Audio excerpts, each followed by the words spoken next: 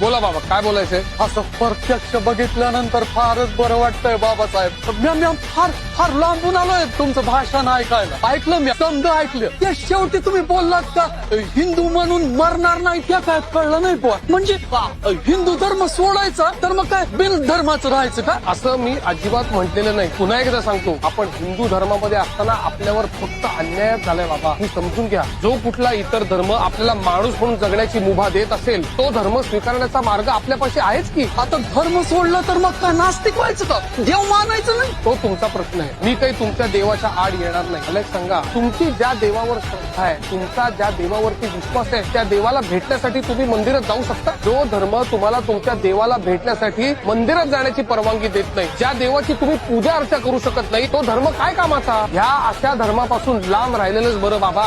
आपल्याला पशुप्रमाणे जगणं जर का सोडायचं असेल तर धर्मांतर हा एकच पर्याय.